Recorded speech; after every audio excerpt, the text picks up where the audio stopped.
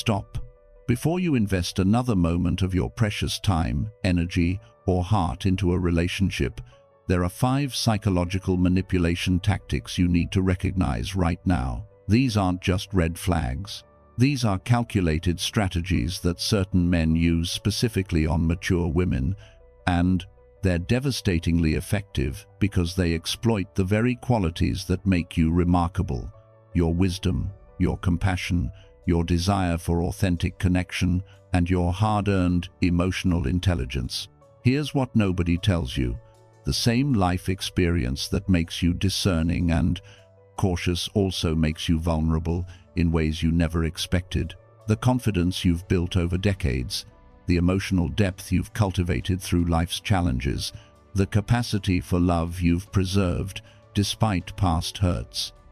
These beautiful aspects of who you are become targets for men who've mastered the art of psychological manipulation. And the most dangerous part? These tactics don't look like manipulation at first. They look like exactly what you've been searching for. They feel like the authentic connection you deserve. They sound like the words you've waited years to hear. That's precisely what makes them so effective. And that's exactly why we need to talk about this today. Welcome to a conversation that might save you years of heartache, emotional confusion, and wasted time.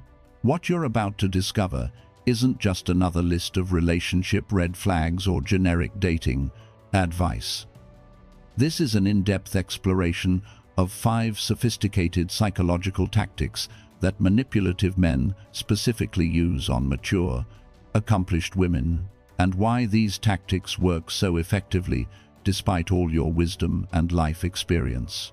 If you've ever felt like you were going crazy in a relationship, if you've questioned your own judgment despite years of trusting your instincts, if you've found yourself making excuses for behavior that didn't align with your values, if you've stayed far longer than you should have because you kept hoping things would return to how they were in the beginning, you need to hear this. Not because there's something wrong with you, but because there's something calculated happening to you. Before we dive deep into these 5 psychological tricks, I want to ask you to do something that helps this message reach more women who desperately need to hear it. Please take just a moment to like this video, leave a comment below sharing your thoughts or experiences. Share this content with other women in your life who might benefit from this information, and subscribe to this channel if you haven't already. Your engagement doesn't just help the algorithm. It creates a community of women who refuse to be manipulated and who support each other in creating the authentic, respectful relationships we all deserve. And if this content provides real value to your life, consider supporting this channel with super thanks. Every contribution allows me to continue creating in-depth, research-based content that empowers mature women to recognize manipulation, trust their instincts, and demand the respect they deserve. Now, let's begin this crucial conversation. Let's talk about the 5 psychological tricks that too many manipulative men use, why they work so devastatingly well on intelligent, accomplished, mature women, and most importantly, how to recognize these tactics before you invest your heart, time, and energy into someone who doesn't deserve any of it. Psychological trick number 1. The Maturity Mirage. The first psychological trick that manipulative men use on older women is something I call the Maturity Mirage, and it's perhaps the most insidious because it targets your desire for an equal partnership with someone who's done their emotional work. Let me explain exactly how this operates and why it's so effective. Here's how it begins. He presents himself as unusually mature, emotionally evolved, and psychologically aware. He uses therapy language fluently. He talks about his journey of personal growth with apparent depth and insight. He references attachment styles, emotional intelligence, healthy boundaries, and trauma healing with the ease of someone who's spent years working on himself. He discusses his past relationships with what appears to be genuine self-awareness, taking accountability for his mistakes, acknowledging his patterns, and demonstrating understanding of what went wrong.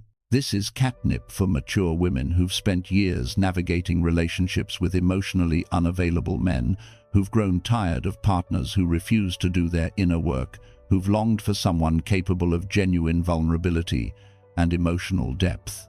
When you encounter a man who seems to speak your language, who appears to understand concepts like emotional labor, secure attachment, and healthy communication, it feels like you've finally found what you've been searching for, an emotionally mature partner who can meet you where you are. But here's the psychological manipulation embedded in this tactic. He's not demonstrating actual emotional maturity. He's performing emotional maturity. There's a critical difference, and understanding this difference is essential to protecting yourself. Actual emotional maturity reveals itself through consistent behavior over time, through how someone handles conflict, disappointment, and their own emotional triggers, through their capacity to maintain stable relationships, through their ability to honor commitments even when things get difficult, through how they treat others when there's nothing to gain from the interaction, through their response when you set boundaries or disagree with them, through their behavior when they're stressed, frustrated, or not getting what they want. Performed emotional maturity, on the other hand, is all surface. It's therapeutic language without therapeutic understanding. It's self-awareness that disappears the moment their behavior is questioned. It's accountability that never translates into changed behavior. It's depth that exists only in conversation, never in action. The Maturity Mirage is so effective on mature women because it specifically targets what you value most in a partner. You've spent years developing your own emotional intelligence. You've done your therapy, read your books, worked through your trauma, examined your patterns, and committed to personal growth. You've become the kind of partner who can communicate needs, hold boundaries, navigate conflict with grace, and show up with authenticity and vulnerability. Naturally, you want a partner who's done similar work. You want someone who can match your emotional depth and meet you as an equal. When someone appears to be exactly this person, your guard comes down. Why wouldn't it? This seems to be what you've been working toward and waiting for. This appears to be the reward for all your personal development. A partner who's evolved enough to appreciate you and mature enough to build something real with you. But here's the manipulation. He's studied what mature, emotionally intelligent women want to hear, and he's learned to say those things. He's observed how self-aware people talk about themselves, and he's adopted that language. He's recognized that therapy speak has become a form of currency in modern relationships, and he's learned to spend it freely. He understands that mature women are attracted to men who appear to have done their inner work, so he creates an elaborate performance of someone who has. The real test of emotional maturity isn't what someone says about themselves in the early stages of dating. It's what they do when the relationship stops being easy. It's how they respond when you're upset with them. It's whether their actions consistently align with their stated values. It's if they can handle your boundaries without punishment or withdrawal. It's whether they take accountability in real time, not just in retrospect. It's if they can sit with discomfort instead of immediately trying to fix it or escape from it. It's how they treat others, particularly people who can't offer them anything in return. A man performing the Maturity Mirage will fail these tests repeatedly, but he'll have explanations ready. When his behavior doesn't match his words, he'll have therapeutic language to explain the disconnect. When he hurts you, he'll frame it in terms of his trauma responses rather than taking clean accountability. When you set boundaries, he'll accuse you of being triggered or not doing your own work. When the relationship reveals his actual level of emotional development, he'll shift the blame to you for expecting too much, being too sensitive, or not understanding his process.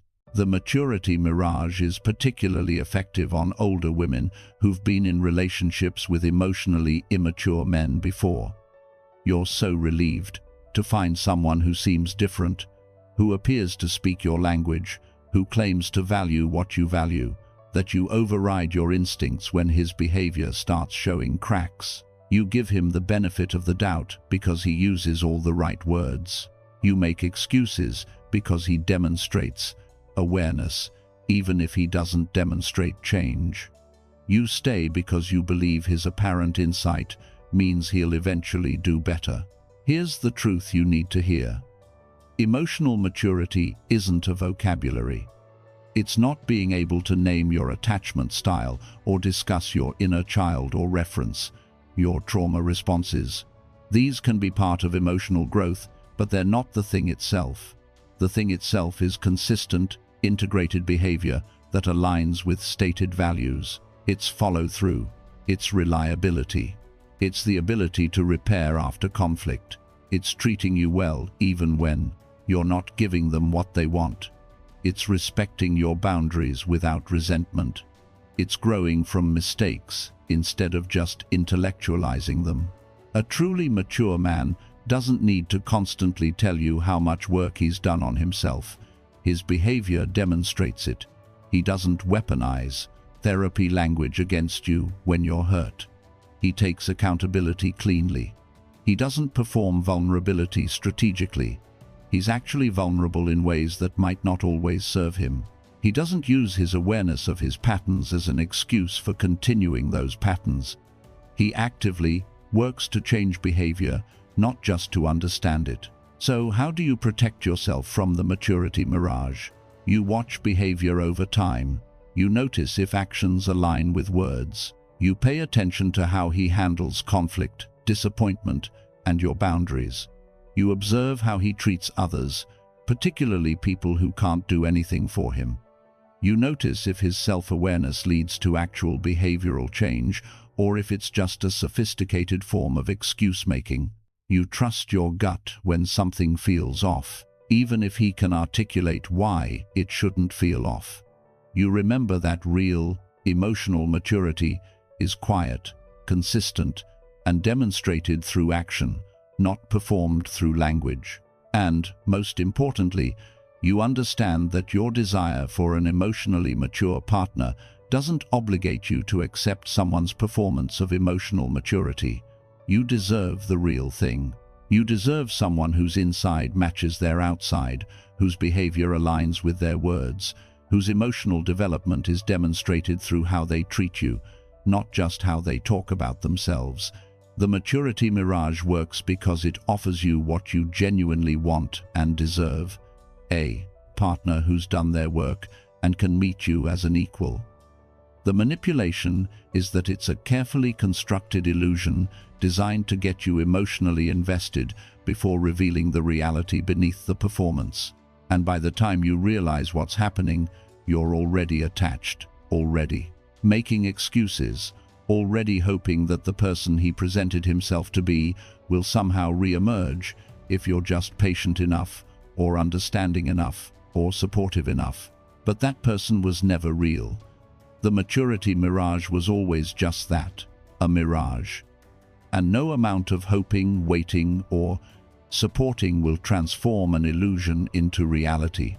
Psychological trick number 2. Strategic vulnerability. The second psychological trick that manipulative men use on mature women is called strategic vulnerability. And it's devastatingly effective because it exploits your compassion, your nurturing nature, and your capacity for empathy. This tactic is particularly insidious because vulnerability is exactly what you want from a partner. It's a cornerstone of authentic intimacy. But what happens when vulnerability becomes a weapon? Let's explore this in detail. Strategic vulnerability operates like this. Early in the relationship, often during the initial phase when he's establishing emotional connection, he shares something deeply personal. It might be about his difficult childhood, his complicated relationship with his parents, his struggles with mental health, his past trauma, his previous relationship that destroyed him, his battles with addiction, his financial hardships, or his ongoing challenges with depression or anxiety. The sharing seems genuine, vulnerable, and appropriately timed. It's not trauma dumping on the first date that would be too obvious. Instead, it comes after he's established some connection, after you've shared your own experiences, in a moment that feels intimate and authentic. The disclosure is emotional enough to create a powerful bond, but not so overwhelming that it frightens you away. It's calibrated perfectly to hit that sweet spot that makes you feel trusted, chosen, and special. And here's what happens in your mind and heart when he does this. You feel honored that he trusts you enough to be vulnerable. You feel a deepening of connection because vulnerability creates intimacy. You feel compassionate toward his pain and want to support him. You feel needed in a way that's meaningful. You start seeing him as wounded rather than potentially dangerous. You begin making excuses for behaviors that might otherwise concern you, reframing them through the lens of his trauma or struggle. This is where the manipulation comes in. Strategic vulnerability isn't about creating authentic intimacy through genuine emotional openness. It's about creating a narrative that explains away problematic behavior before that behavior fully emerges. It's about positioning himself as someone who needs understanding and patience rather than someone who should be held accountable. It's about transforming you from a woman evaluating whether he's right for you into a caregiver focused on helping him heal. The genius of strategic vulnerability as a manipulation tactic is that it weaponizes your best qualities against you. Your empathy becomes a trap. Your compassion becomes an obligation. Your capacity for understanding becomes a requirement to tolerate mistreatment. Your desire to support someone you care about becomes an excuse for accepting behavior that violates your boundaries and values. Here's how it plays out in practice. When he's inconsistent, dismissive, or emotionally unavailable, you think about his past trauma and convince yourself he's just protecting himself. When he's controlling or jealous, you reframe it as fear of abandonment based on his difficult childhood. When he withdraws, or stonewalls during conflict, you attribute it to his struggles with emotional regulation rather than recognizing it as manipulation. When he fails to follow through on commitments, you excuse it because you know he battles with depression. When he violates your boundaries, you tell yourself he's still learning healthy relationship patterns because of his dysfunctional family of origin. The strategic vulnerability he shared early on becomes the explanation for everything. His past trauma becomes a permission slip for present mistreatment. His ongoing struggles become your responsibility to manage rather than his responsibility to address. The vulnerability that initially drew you closer becomes the chain that keeps you tied to someone who isn't capable of or interested in having a healthy relationship with you. This tactic is particularly effective on mature women for several reasons. First, you've done your own healing work, so you understand that everyone carries wounds and that past trauma genuinely affects present behavior. You have compassion for struggle because you've struggled yourself. You understand that healing isn't linear and that everyone deserves support as they work through their pain. These are beautiful, important truths, and they make you an empathetic, understanding partner. Second, as a mature woman, you've likely learned that perfect doesn't exist. You've released the fairy tale fantasy of a flawless partner who never makes mistakes or struggles. You've embraced realistic expectations about relationships, understanding that everyone has baggage and that part of mature love is accepting someone's whole self, including their wounds and imperfections. Third, you may have your own history of dating emotionally stunted men who couldn't or wouldn't be vulnerable. You've experienced the frustration of relationships that stayed surface level because your partner refused to share anything real. So when you encounter a man who's willing to be open and vulnerable from the beginning, it feels refreshingly different. It feels like emotional progress. It feels like he's capable of the depth you've been seeking. All of this makes you uniquely vulnerable to strategic vulnerability as a manipulation tactic. Your wisdom, your compassion, your realistic expectations, and your desire for authentic connection all work together to make you receptive to his carefully calibrated vulnerability and to keep you in the relationship long after you should have left. But here's what you need to understand. Real vulnerability in the service of authentic connection looks and feels different from strategic vulnerability. Genuine vulnerability is reciprocal, not one-sided. It deepens over time as trust builds, rather than being front-loaded to create premature intimacy. It leads to actual healing work, not just repeated explanations for continued dysfunction. It exists alongside accountability, not instead of it. It results in behavioral change, not just increased understanding of why the behavior continues. When someone uses strategic vulnerability as a manipulation tactic, you'll notice certain patterns. The vulnerability is shared early and creates instant intensity. The wounds he shares perfectly explain the problematic behaviors that start emerging. His trauma becomes an excuse that prevents accountability rather than a context that deepens understanding. You find yourself in a caretaking role more than a partnership. Your needs become secondary to his healing journey. Setting boundaries makes you feel cruel because you're not being understanding enough of his struggles. The relationship becomes about managing his trauma rather than building mutual joy, respect, and growth. Real vulnerability creates connection while maintaining personal responsibility.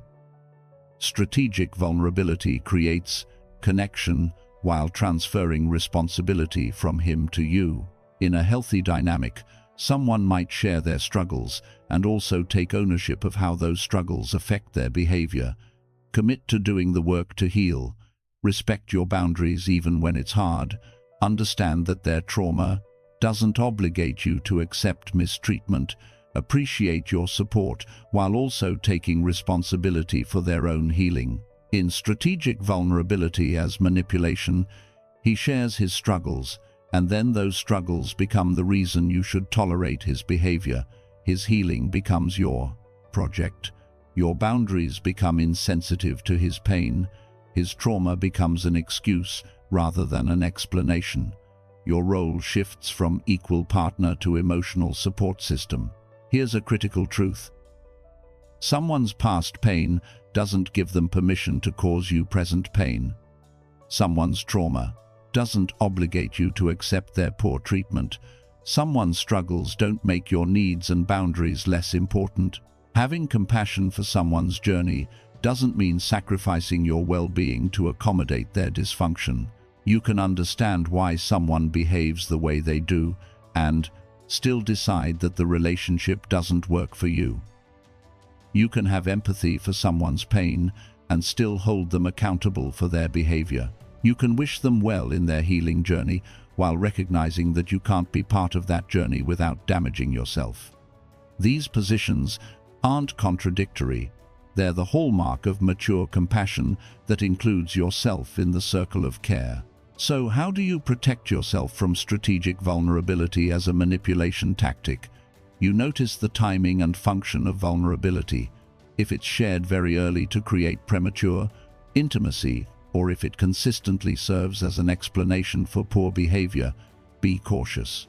You observe whether vulnerability leads to actual healing work or just to explanations for continued dysfunction. You pay attention to whether his struggles result in your boundaries being respected less rather than more. You notice if the relationship becomes more about supporting his healing than building mutual joy and growth. You remember that you can have compassion for someone's pain without accepting their mistreatment. You trust yourself to differentiate between someone doing hard work to heal, while sometimes struggling versus someone using their wounds as a shield against accountability. And perhaps most importantly, you remember that your empathy and compassion are precious resources that should be invested wisely. They should go toward people who respect them, who don't exploit them, who meet your care with their own effort to grow and change. Your capacity for understanding isn't infinite, and it shouldn't be squandered on someone who's using your compassion against you. Strategic vulnerability works because it transforms your greatest strengths into weapons used against you. Your empathy becomes exploitation. Your understanding becomes enabling. Your compassion becomes compliance. The manipulation is wrapped in something that looks like intimacy but functions as control. And the cruelest part? By the time you realize what's happening, you're already so invested, already so attached, already so committed to supporting his healing that leaving feels like abandoning him in his darkest hour. That's the trap. That's the design. That's exactly why strategic vulnerability is such an effective manipulation tactic, and exactly why you need to recognize it before it gets its hooks in your heart. Psychological trick number 3. The future faking fantasy. The third psychological trick that manipulative men use on mature women is something relationship experts call future faking, and it's particularly devastating because it sells you a dream while stealing your present. This tactic is sophisticated, seductive, and specifically designed to exploit your desire for lasting partnership and meaningful commitment. Let's break down exactly how this works and why it's so effective on women who've built lives, accomplished goals, and know what they want. Future faking operates through the creation of an elaborate, detailed, emotionally resonant vision of a life together that's always just around the corner, but never actually arrives. Here's how it unfolds. In the early stages of the relationship, he talks extensively about your future together. Not vague somedays or maybes, but specific plans and timelines. He describes the trips you'll take together, not just the destinations, but the specific experiences, the little restaurants you'll discover, the moments you'll share. He talks about the home you'll create together, discussing design, preferences, locations, the life you'll build in that space. He mentions meeting each other's families as an inevitable next step, discusses how his children or grandchildren will love you, imagines holidays together, pictures, family gatherings where you're at the center. He talks about growing old together, the life you'll create after retirement, the adventures you'll have with all that freedom and time. He discusses combining lives, merging households, maybe even marriage, with a certainty that makes it feel real and imminent. The conversations are detailed and frequent enough to feel genuine. He returns to these future scenarios regularly, adding new layers, remembering details you've shared about your preferences and incorporating them into the vision. The future he describes isn't generic, it's personalized, thoughtful, and aligned with what you've expressed wanting in your life. This specificity makes it feel authentic. This attention to detail makes it feel like actual planning rather than empty promises. Here's what happens in your mind and heart when he does this. You feel chosen and valued because he's including you in his long-term vision. You feel hopeful about the possibility of building something lasting with someone who seems equally committed. You feel excited about the future you're creating together. You feel secure because he's talking about permanence, not just the present moment. You feel like you've finally found a partner who wants what you want: genuine commitment, lasting partnership, shared life building. And here's the insidious part. Because he's painting this compelling picture of your future together, you become emotionally invested in that future. You start making decisions based on that future. You turn down other opportunities because you're building toward this vision with him. You tolerate present problems because you're focused on the promised future.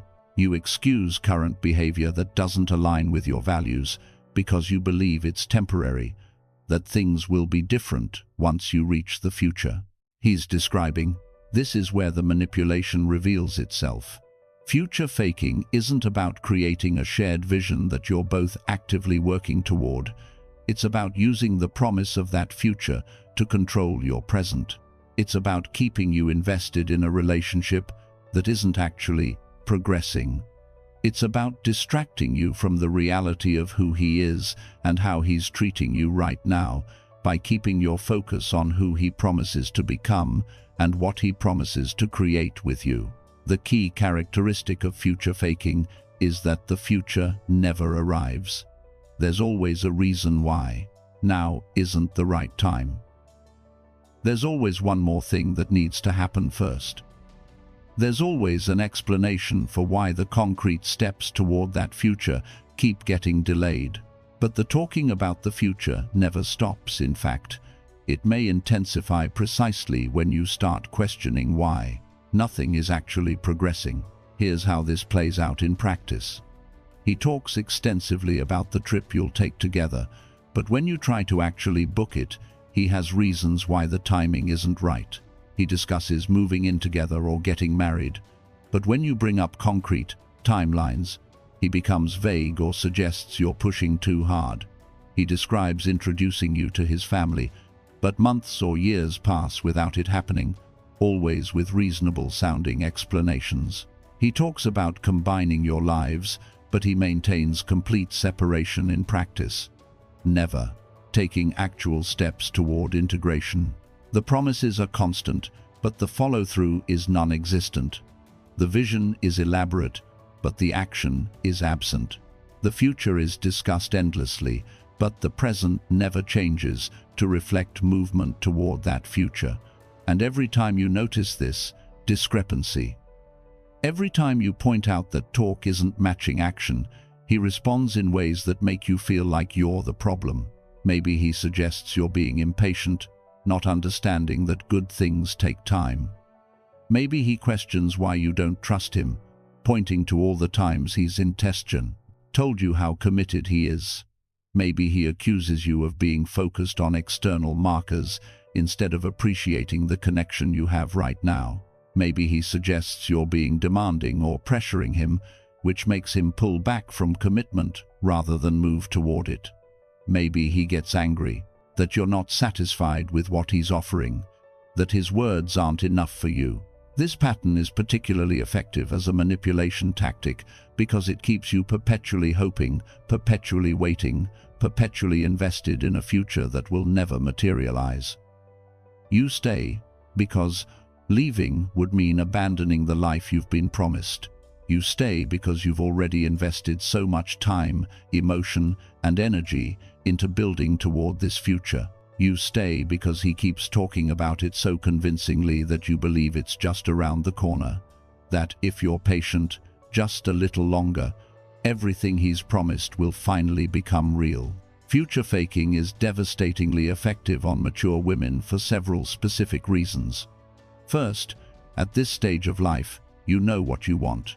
You're not interested in casual dating or uncertain relationships. You want partnership, commitment, shared life building. You want someone to grow old with, to create experiences with, to build a life with. This clarity about what you want makes you vulnerable to someone who claims to want exactly the same things. Second, you understand that good relationships take time to develop and that rushing into commitment is often a red flag. You're not expecting him to propose on the third date or move in together after a month. You have realistic expectations about the timeline of relationship development. This wisdom actually makes you more susceptible to future faking because you give him the benefit of the doubt when timelines stretch longer than they should, believing you're being mature and patient rather than recognizing you're being manipulated. Third, you've likely experienced relationships that lacked vision or commitment. You've dated men who wouldn't discuss the future, who kept things perpetually casual, who refused to define the relationship or make plans beyond next week. So when you encounter someone who seems eager to talk about the future, who includes you in his long-term plans, who discusses commitment openly and frequently, it feels like a refreshing change. It feels like you've finally found someone who's ready for what you're ready for. Fourth, as a mature woman, you've probably accomplished significant things in your life. You've built a career, maybe raised children, created a home, developed financial stability, cultivated friendships and community. You know how to work toward long-term goals, how to delay gratification, how to invest in the future. This capacity for long-term thinking makes you particularly vulnerable to future faking because you understand that meaningful things take time to build. You're willing to invest, willing to wait, willing to work towards something significant. He exploits this by keeping you in investment mode, in waiting mode, in working toward mode, indefinitely. But here's what you need to understand. There's a fundamental difference between someone who talks about the future you're building together while also taking concrete actions toward that future, and someone who talks about the future as a substitute for taking any action at all. In a healthy relationship, moving toward genuine commitment, both people discuss their hopes and dreams for the future.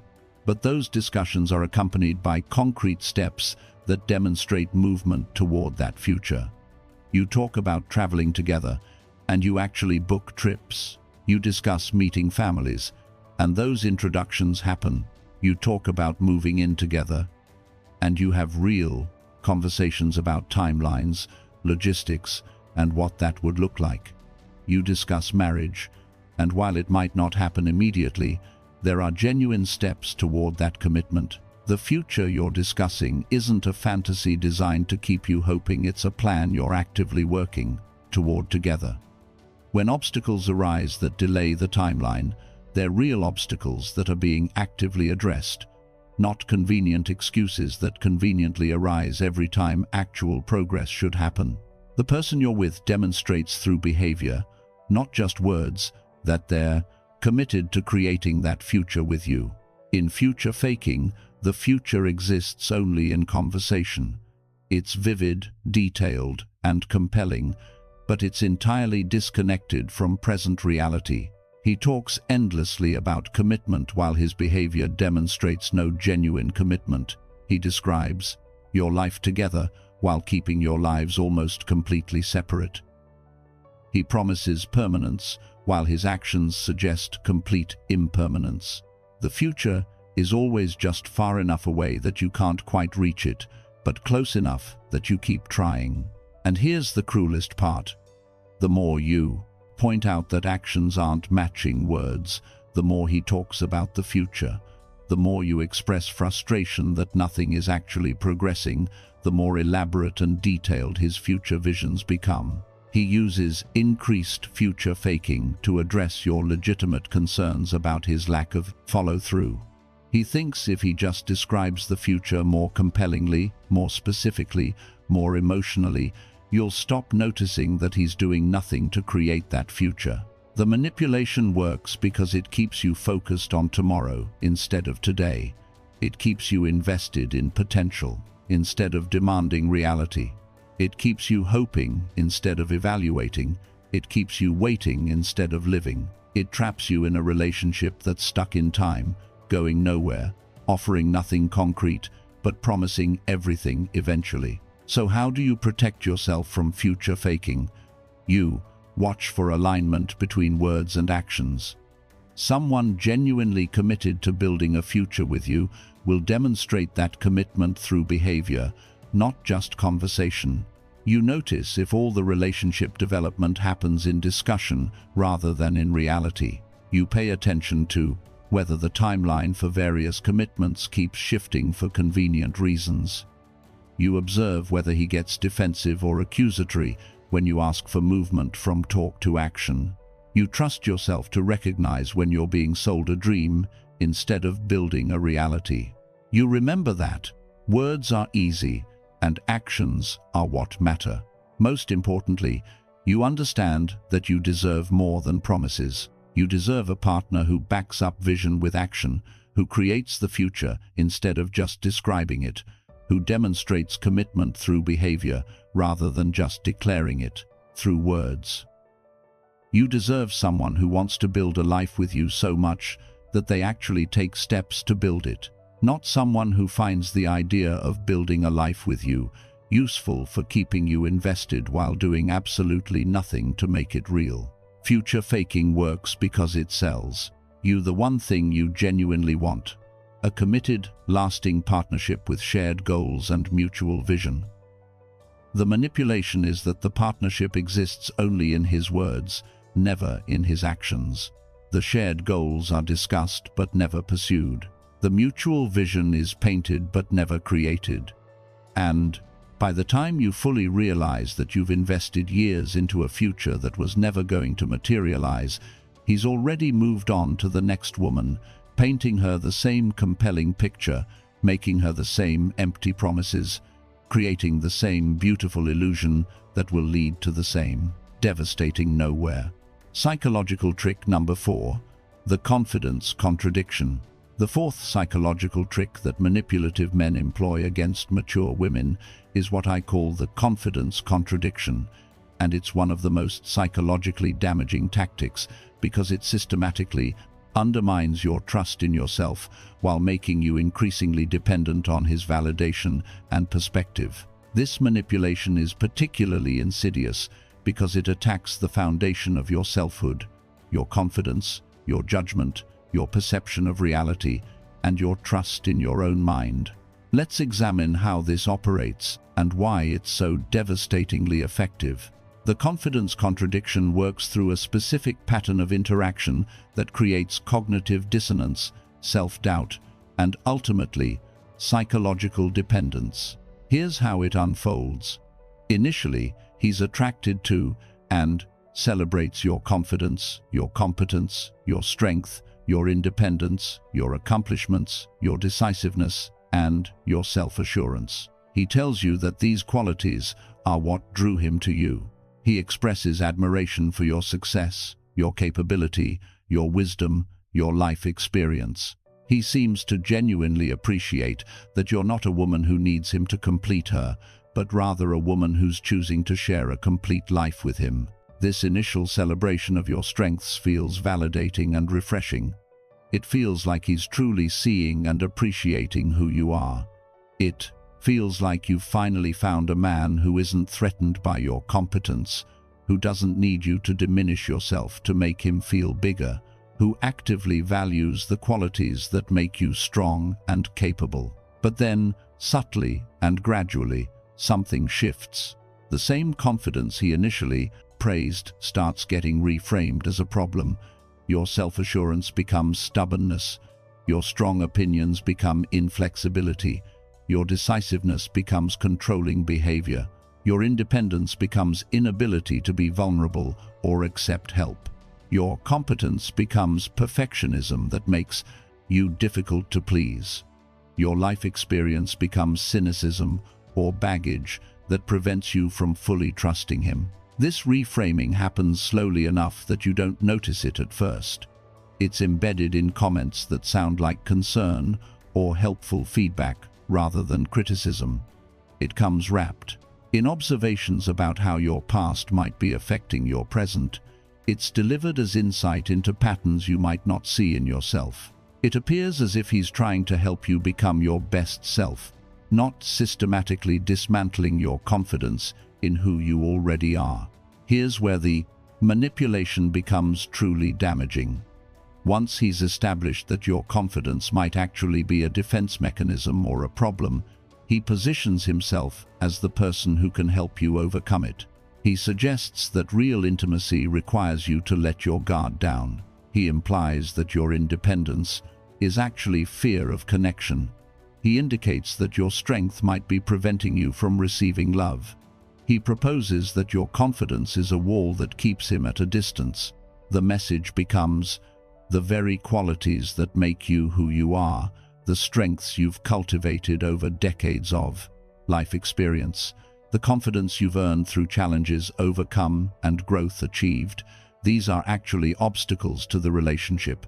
And if you really want the relationship to work, if you really want to be loved, if you really want to create the connection you both desire, you need to soften these qualities, modify these strengths, question this confidence. Here's what happens in your mind and heart when this pattern unfolds.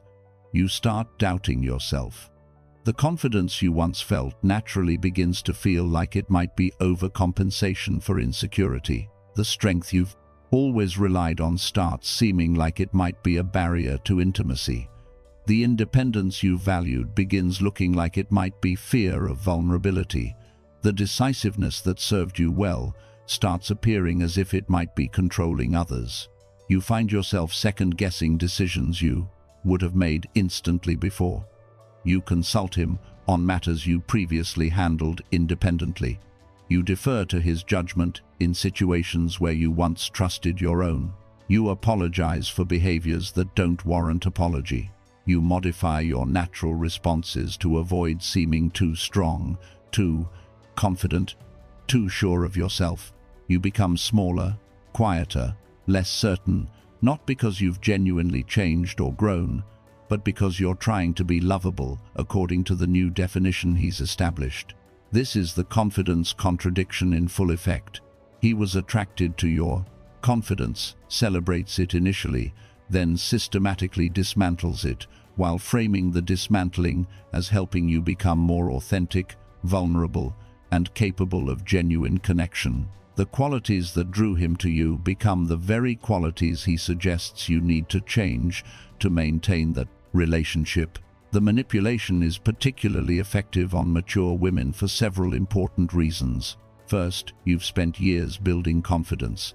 But that confidence isn't fragile arrogance. It's earned self-assurance built on real accomplishments, challenges overcome, and lessons learned. Because your confidence is genuine rather than defensive, you're capable of genuine self-reflection. You can honestly examine whether your behaviors might be problematic. You can consider whether your patterns might need adjustment. This healthy capacity for self-examination becomes the opening through which the manipulation enters. Second, you understand that relationships require vulnerability and that strength sometimes means being willing to be soft. You know that true intimacy involves letting someone see you fully, including your uncertainties and fears.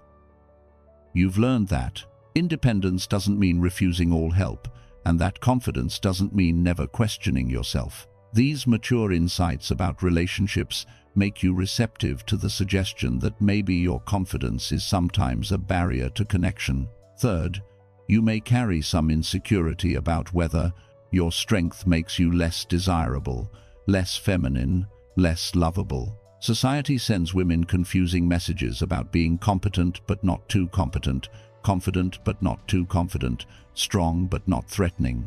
You may wonder if your capability makes you less attractive to men, if your success makes you intimidating, if your confidence makes you seem like you don't need anyone. When he initially celebrates these qualities, it feels like relief and validation. When he later questions them, it triggers those deeper insecurities you carry. Fourth, as a mature woman, you're genuinely committed to growth and self-improvement. You don't believe you're perfect or have everything figured out. You're open to feedback, willing to examine your behavior, committed to becoming better. This genuine openness to growth becomes the tool through which he introduces doubt about who you fundamentally are. But here's what you need to understand. There's a world of difference between a partner who occasionally provides genuine, specific, constructive feedback about a particular behavior in a particular context, and a partner who systematically undermines your confidence in yourself, while positioning themselves as the authority on who you should be. Genuine feedback in a healthy relationship is specific, contextual, and offered with respect for your fundamental worth. It addresses a particular action in a particular situation, not your core identity or inherent qualities. It's delivered with care for your well-being, not as a way to establish dominance or create dependence. It comes from someone who loves and respects you as you are, while also supporting your growth. It's bi-directional. You can also offer feedback, and it's received with the same openness and non-defensiveness. The confidence contradiction isn't feedback. It's a systematic campaign to destabilize your sense of self. It's not about helping you grow. It's about making you doubt yourself so thoroughly that you become dependent on his interpretation of reality, his validation of your worth, his permission to feel confident about who you are.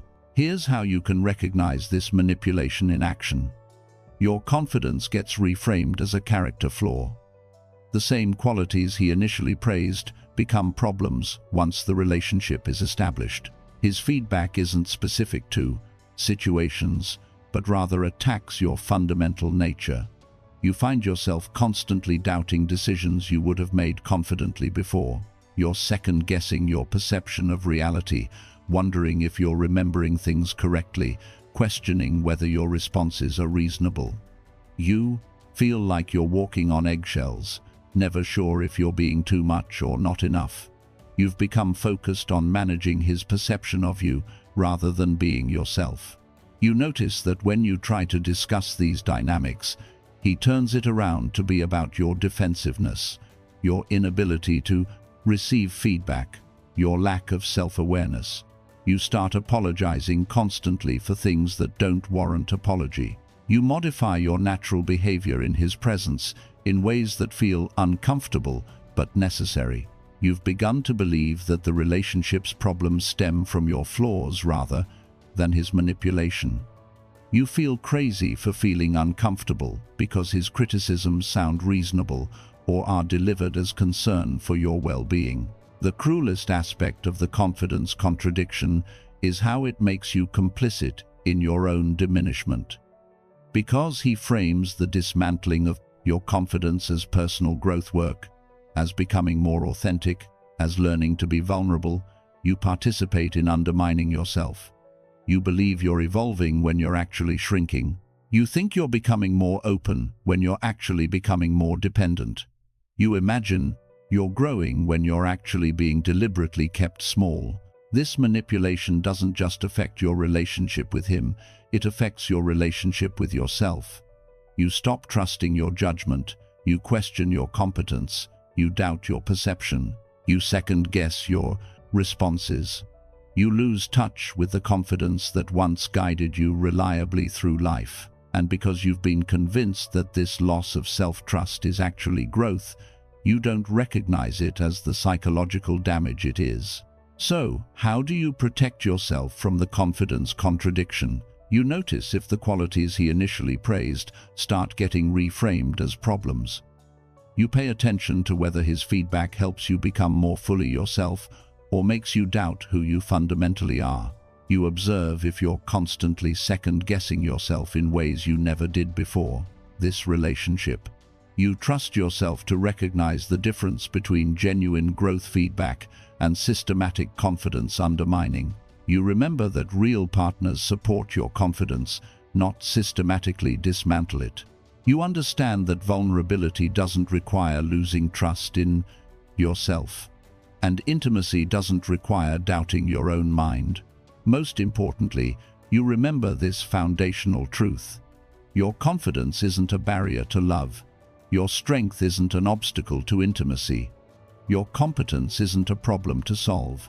These are core parts of who you are, earned through years of life experience, and they deserve to be celebrated by a partner, not dismantled by someone who benefits from your self-doubt. A man who truly loves you will appreciate your confidence without feeling threatened by it. He'll celebrate your strength without needing to diminish it. He'll respect your competence without trying to undermine it. He'll encourage your growth without making you doubt your foundation. He'll want you to become more fully yourself, not less certain of who you are. The confidence contradiction works because it targets the very core of your being, your trust in yourself, while making you believe that losing that trust is actually finding yourself. It's psychological manipulation dressed up as personal development. It's control disguised as intimacy. It's the systematic destruction of your self-assurance presented as the path to authentic connection. And by the time you realize what's happened, you've become someone you don't recognize. Uncertain where you were once sure, dependent where you were once independent, questioning where you once knew. That's not growth. That's not love. That's not partnership. That's psychological manipulation, and you deserve so much better. Psychological trick number 5, the wisdom weaponization. The fifth and final psychological trick that manipulative men use against mature women is perhaps the most specifically targeted to your life stage, and I call it wisdom weaponization. This tactic is particularly cruel because it takes your greatest strength, your life experience, emotional maturity, and hard-earned wisdom, and turns it into a weapon used against you. Let's explore exactly how this operates and why it's so effective specifically on women who've lived, loved, learned, and grown. Wisdom weaponization works through a sophisticated manipulation of your own knowledge, maturity, and life experience. Here's how it unfolds. When issues arise in the relationship, when you're hurt by his behavior, when you have legitimate concerns about how he's treating you, when you want to address problems or set boundaries, he responds by appealing to your wisdom, maturity, and life experience. But he does so in ways that actually silence you, dismiss your concerns, and prevent resolution. The language sounds like this: "You should be mature enough to move past this. Given everything you've experienced in life, this shouldn't bother you so much. I thought you were more evolved than to let something like this upset you. You've been through so much worse. Why are you making such a big deal out of this? With all your life experience, you should understand that this is just how relationships work. Someone as wise as you should be able to see this from my perspective. You're too smart to be this emotional about something so small. After all you've overcome, you should be able to handle this. I thought you were above playing these kinds of relationship games." The underlying message in all of these statements is the same.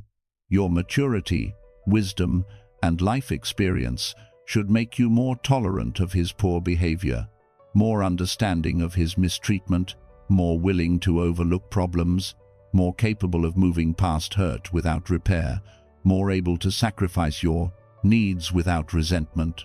He's essentially arguing that being a mature, experienced woman means accepting less from the relationship, requiring less from him, asking for less support, expressing less hurt, demanding less accountability, and expecting less respect. Your wisdom becomes redefined as the ability to tolerate mistreatment without complaint. Your maturity becomes reframed as the capacity to suppress your needs and feelings. Here's the manipulation embedded in this tactic. He's taking qualities that should empower you and redefining them as reasons you should accept less. He's using your strengths as justification for his weakness. He's arguing that your growth means you should lower your standards, that your experience means you should expect less, that your wisdom means you should tolerate more. And here's what makes this so psychologically damaging. It sounds almost reasonable. Mature people should be able to manage their emotions. Wise people should be capable of perspective. Experienced people should understand that no relationship is perfect.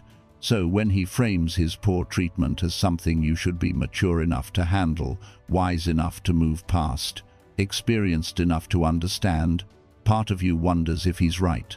Part of you questions whether you're being too sensitive, too demanding, too focused on problems. This manipulation is particularly devastating because it attacks your self-image as a mature, wise, evolved woman. You've worked hard to develop emotional intelligence, to cultivate wisdom, to become someone who doesn't sweat the small stuff, who chooses her battles, who maintains perspective, who handles challenges with grace. You're proud of the personal development you've done. You value the maturity you've achieved. When he suggests that your response to his behavior doesn't reflect this maturity and wisdom, it creates profound cognitive dissonance. It makes you question whether you've actually done the growth work you thought you'd done. It makes you wonder if you're falling back into old patterns from earlier in your life. It makes you feel like maybe you're not as evolved as you believed yourself to be. This self-doubt serves his purposes perfectly. If you're questioning your own maturity and wisdom, you're not holding him accountable for his behavior. If you're focused on whether you're being too sensitive or making too big a deal out of things, you're not examining whether his actions are actually acceptable. If you're trying to prove your wisdom by handling things better, you're more likely to suppress your legitimate feelings and needs. The wisdom weaponization is particularly effective on mature women for several key reasons. First, you genuinely have done significant personal development work. You've learned to manage your emotions, cultivate perspective, choose your battles wisely, and not sweat every small thing. You know the difference between minor irritations and major issues. You understand that maturity sometimes means letting things go.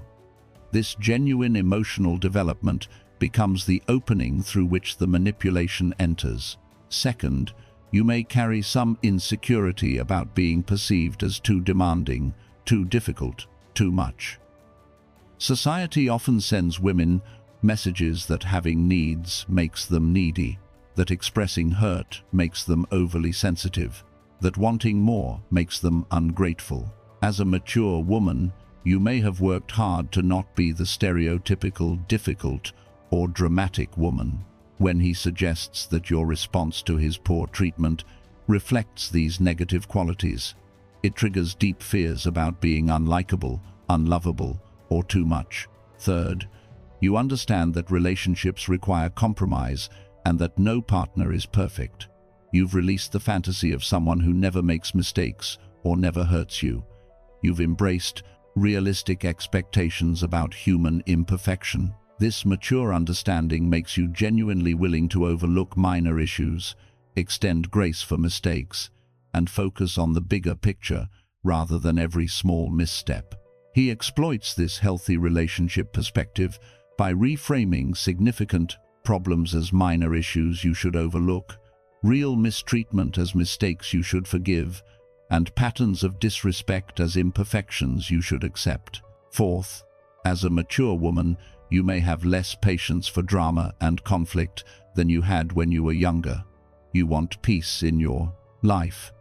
You want relationships that feel good more often than they feel hard. This legitimate desire for ease and harmony makes you vulnerable to someone who frames your valid concerns as creating unnecessary drama, who suggests that bringing up problems reflects immaturity, who implies that a truly wise woman would simply maintain peace by accepting how things are.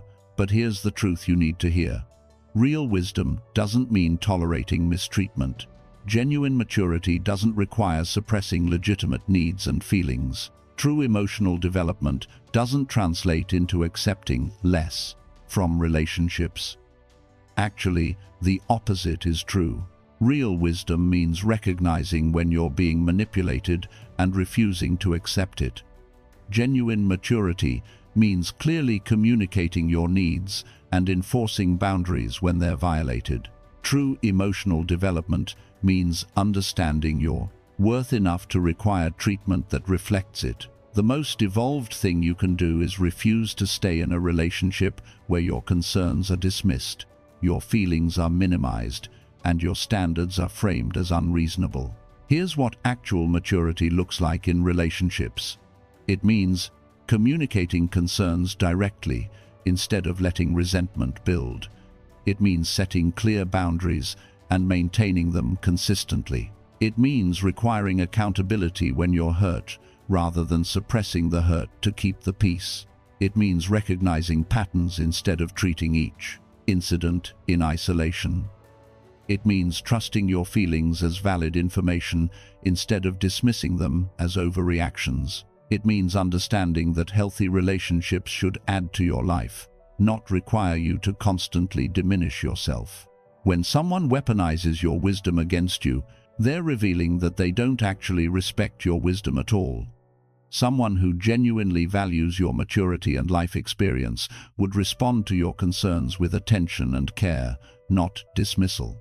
Someone who truly appreciates your wisdom would consider your perspective valuable, not frame it as oversensitivity. Someone who actually respects your emotional development would see your feelings as information worth attending to, not problems to be managed by convincing you those feelings aren't valid.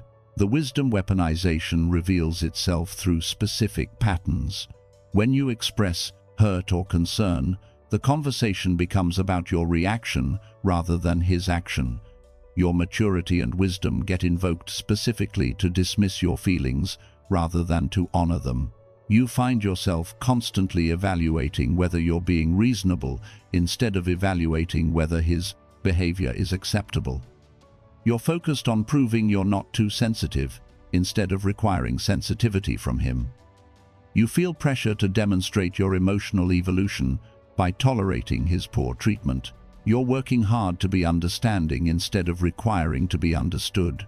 The manipulation works by creating an impossible standard. You're supposed to be mature enough to handle his behavior, but not mature enough to recognize that his behavior is the problem. You're supposed to be wise enough to overlook issues, but not wise enough to see that you're being manipulated. You're supposed to be experienced enough to accept imperfection, but not experienced enough to recognize that this isn't imperfection, it's mistreatment. Here's what you need to remember. Your wisdom isn't a reason to accept less, it's a reason to demand more. Your maturity isn't a requirement to suppress yourself, it's a foundation for advocating for yourself. Your life experience isn't a justification for tolerating poor treatment, it's evidence that you know better than to accept it. A truly wise woman recognizes manipulation even when it's wrapped in compliments about her wisdom. A genuinely mature woman maintains standards for how she's treated, even when those standards are framed as unreasonable. A truly evolved woman trusts her feelings as valid information, even when someone suggests those feelings reflect lack of growth. So how do you protect yourself from wisdom? Weaponization. You notice when your maturity and wisdom are invoked specifically to dismiss your concerns rather than to honor them. You pay attention to whether conversations about problems focus on his behavior or your reaction. You observe if expressing needs makes you feel like you're being unreasonable or too demanding. You trust yourself to recognize the difference between choosing battles wisely and being manipulated into silence. You remember that wisdom includes recognizing when you're being mistreated. You understand that maturity means maintaining standards, not lowering them. Most importantly, you reclaim the true meaning of your wisdom and maturity. Your life experience has taught you what matters and what doesn't, what's acceptable and what isn't, what you deserve and what you won't tolerate. Your emotional development has given you the strength to enforce boundaries, the clarity to recognize manipulation, the confidence to trust your feelings, and the courage to leave relationships that diminish you. Don't let anyone redefine your wisdom as the willingness to accept poor treatment. Don't let anyone reframe your maturity as the capacity to suppress legitimate needs. Don't let anyone weaponize your life experience against you by suggesting that all you've learned should make you more tolerant of disrespect rather than less willing to accept it. Your wisdom is a gift. Honor it by using it to protect yourself, not by letting someone use it to silence you. We've journeyed through 5 sophisticated psychological manipulation tactics that certain men use specifically on mature women: the Maturity Mirage, strategic vulnerability, future faking, the confidence, contradiction, and wisdom weaponization. Each of these tactics is designed to exploit your greatest strengths, your emotional intelligence, your compassion, your life experience, your confidence, and your wisdom, turning these beautiful qualities into weapons used against you. But here's what I want you to understand as we close this conversation. Recognizing these manipulation tactics isn't about becoming cynical, building walls, or approaching relationships with suspicion and fear. It's about becoming discerning. It's about protecting the incredible woman you've become through decades of living, loving, learning, and growing. It's about ensuring that your capacity for love, your openness to connection, and your willingness to build partnership are invested wisely in someone who genuinely deserves these precious gifts. You are not too old, too experienced, or too wise to be manipulated. In fact, your maturity, wisdom, and emotional depth make you a specific target for Men who've learned that these qualities can be exploited. There is no shame in having fallen for these tactics. These are sophisticated manipulations that are designed specifically to bypass your defenses by looking like exactly what you want and deserve. Authentic connection, emotional maturity, genuine commitment, and mutual respect. But now you know. Now you can recognize these patterns before you're too deeply invested. Now you can spot the difference between someone performing emotional maturity and someone demonstrating it. Between strategic vulnerability and genuine openness. Between future faking and actual commitment. Between confidence undermining and supportive partnership. Between wisdom, weaponization, and genuine respect for your life experience. Your awareness is your protection. Your discernment is your power. Your willingness to trust your instincts, even when someone is telling you those instincts are wrong, this is your greatest defense against manipulation.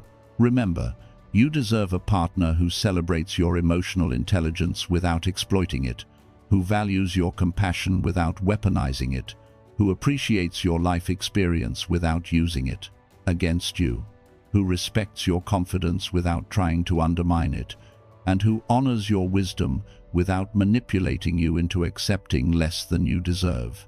You deserve someone whose words match their actions consistently over time, someone who doesn't just talk about emotional maturity, but demonstrates it through behavior, someone who doesn't perform vulnerability strategically, but shows up authentically, even when it's not convenient, someone who doesn't just talk about your future together, but takes concrete steps to create it. Someone who doesn't undermine your confidence, but supports it. Someone who doesn't weaponize your wisdom, but respects it.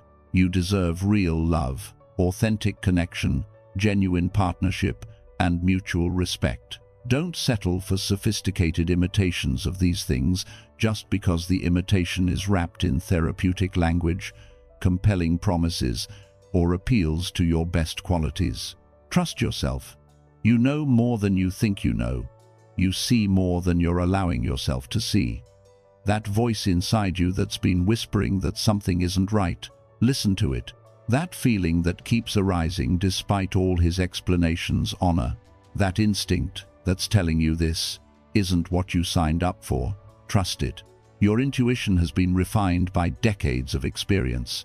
It knows the difference between real and performance, between substance and style, between genuine and manipulation. Don't let anyone convince you that listening to your intuition reflects lack of wisdom, insufficient maturity, or emotional baggage from your past. Your intuition is the culmination of everything you've learned. It deserves your respect and attention. And remember this: walking away from manipulation isn't giving up on love. It's making space for real love.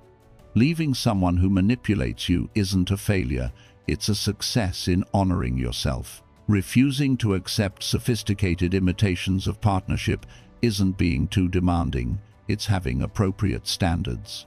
You have lived too much, learned too much, grown too much, and become too magnificent to spend your precious remaining years tolerating someone who manipulates your best qualities for their own benefit.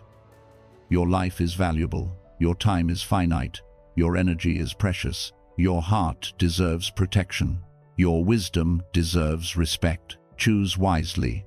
Choose consciously. Choose someone who shows you through consistent action, not just compelling words, that they're worthy of all you bring to partnership. And if you need to choose yourself for a while, choose aloneness over bad company. Choose peace over turmoil. Choose self-respect over relationship. At any cost, know that this choice reflects wisdom, not failure. Before we finish, I want to ask you to take action that extends the impact of this message beyond just your own life. If this content has opened your eyes, helped you recognize patterns, or given you language for experiences couldn't quite name, please like this video right now. Your like helps this message reach other women who desperately need to hear it. Leave a comment below sharing your thoughts, your experiences, or even just a word of encouragement for other women navigating this journey. Your comment creates community and connection among women who are learning to recognize and resist manipulation. Share this video with other women in your life, your friends, your sisters, your daughters, your colleagues, anyone who might benefit from understanding these manipulation tactics. Your share might be exactly what someone needs to finally recognize what's been happening to them and to find the courage to demand better. Subscribe to this channel if you haven't already. By subscribing, you're ensuring that you don't miss future content designed to empower you, educate you, and support you in creating the relationships and life you truly deserve. You're also helping to build a community of women who refuse to accept manipulation and who support each other in demanding respect, authenticity, and genuine love. And if this content has provided real value to you, if it's helped you in tangible ways, consider supporting this channel with super thanks. Every contribution, regardless of size, allows me to continue creating comprehensive, research-based content that serves mature women. It allows me to invest the time necessary to produce in-depth videos like this one that don't just scratch the surface, but truly explore the psychology of manipulation and empowerment. Your support makes this work possible and ensures that more women have access to information that could genuinely change their lives. You are worthy of authentic love, genuine respect, and real partnership. Never let anyone convince you otherwise. Your age is not a limitation, it's an asset. Your experience is not baggage, it's wisdom. Your standards are not too high, they're appropriate. Your needs are not too much, they're legitimate. Stand tall in who you've become. Trust the wisdom you've earned. Honor the strength you've cultivated. Protect the heart you've kept open despite all the reasons to close it. And demand that anyone who wants access to your life demonstrates through consistent action that they're worthy of the extraordinary gift that is you. Thank you for being here. Thank you for listening. Thank you for being willing to see these manipulations clearly so you can protect yourself from them. Thank you for being part of a community of women who refuse to settle for less than we deserve. Remember, you are enough. You always have been. And anyone who tries to convince you otherwise is revealing their own inadequacy, not yours. Until next time, be well, be wise, and be uncompromising about the respect you deserve. Like this video, comment below, share it with others, subscribe to the channel, and support this work with super thanks if it's added value to your life. Your engagement makes all the difference in helping this message reach the women who need it most. Take care of yourself. You're worth it.